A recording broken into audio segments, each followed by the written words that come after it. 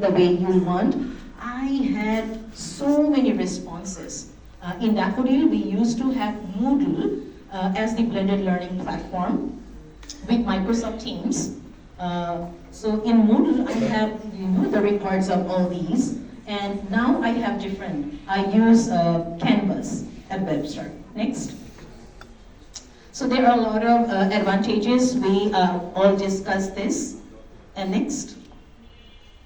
So this is something which the students need, feedback.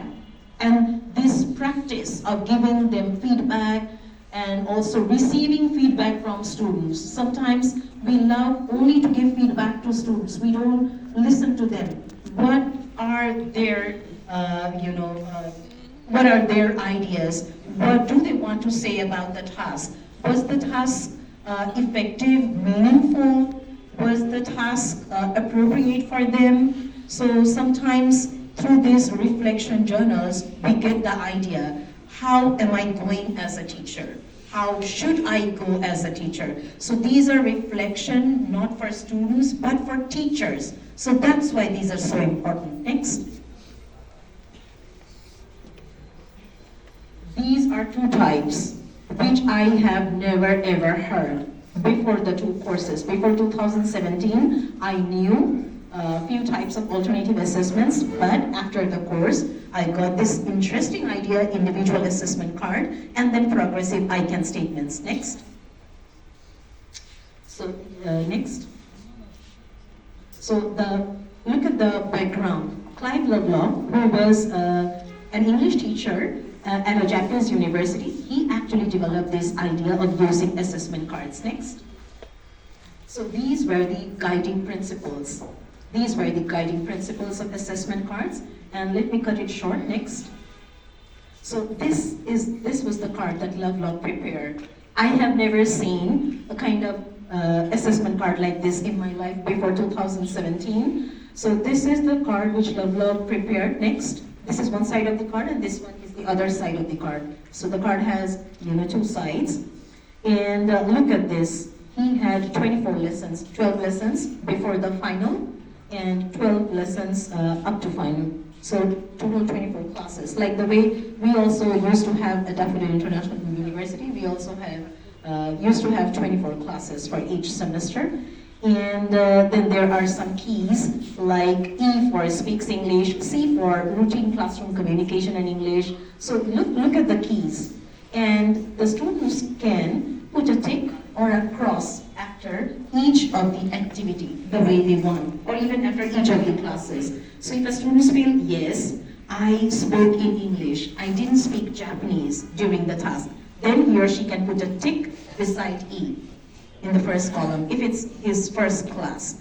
If in the second class he felt, no, I didn't speak in English, I spoke Japanese most of the time, then he or she will put a cross in the second class, in the second column, for example. So this is how he created, and let me show you my customized card. Next. This one is the card which I prepared for my students. That was Lovelock's card, but I customized it this way. And here are some expressions that you can see beside the keys. How can you use English in the classroom? Like students might struggle. Students might say, I don't know how to ask this question. So you can take help from the column English for the classroom. So students can use, how do you say? Like students sometimes ask, ma'am, এটার উচ্চারণ কেমন? সেরকম ভাবে জিজ্ঞেস করা. How can I pronounce anything? Like we have problem with pause sound sometimes. For. So students can use actually these phrases, these sentences, these expressions whenever they will discuss the activities with their peers in groups or in pairs.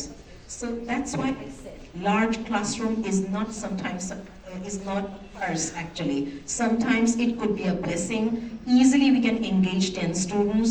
We can customize a card the way we want. They will bring the card. Once the card is ready, they will use the card for the entire year, for the entire semester. They will bring the card every day in the classroom. They will assess their own performances. if they don't assess their own performances, there are friends who are sitting with them, so they might also, share the actual fact. Sometimes that teacher, this student actually didn't do anything. We were just gossiping, and that's okay. We were just discussing. We were just enjoying the activity, and we were not into the activity sometimes. Next. And this one was also new for me, progressive I can statements. Now, the students love to say, students love to do this activity. Please try this sometimes in your own classroom with primary, especially primary and secondary level students. If you can prepare a series of I can statements, series like after giving them a task, if you can, after preparing a checklist that I can write with action verb, I can write with regular verbs, I can write the topic sentence, I can write the concluding sentence. So if you can prepare a series of I can statements, and if we give the task and then after request the students to mark their own writing, they love to do this. They will say, teacher, I can write concluding sentence. Some students might say, I can't write a topic sentence, it's so difficult. So let them say. We need to actually make our students we want to make our students learn something. So they should say at the end of the day that I can do this or I can't do this. Believe me, students enjoy this. And the last one which I would like to mention is, next. I actually wrote a series of I can statements which might be beneficial for you, especially if you teach essay or paragraph writing. Next. So these are the levels. This is so interesting. There are different levels. So it depends on which level of students you are teaching. If it's level 1, your students can say, I can identify an argument. I can choose an argument. I can write an argument. So it depends on you, how you actually will prepare the list, the checklist, the series of I can statements, and how you are going to implement that with your students according to their level. Next. Okay. We actually have been talking about so many positive things about alternative assessments, but there are a lot of challenges as well. And what are the challenges? Sometimes, if we don't have 100% concentration, it's hard to evaluate. Like, as you said, if you have 100 students in the classroom, and if you are making 10 groups, then what is the role of teacher? Very difficult role of the teacher. Teacher can't sit idly and drink tea. It's not possible actually. Very, very practical. We need to be very, very practical. Teacher actually needs to do what?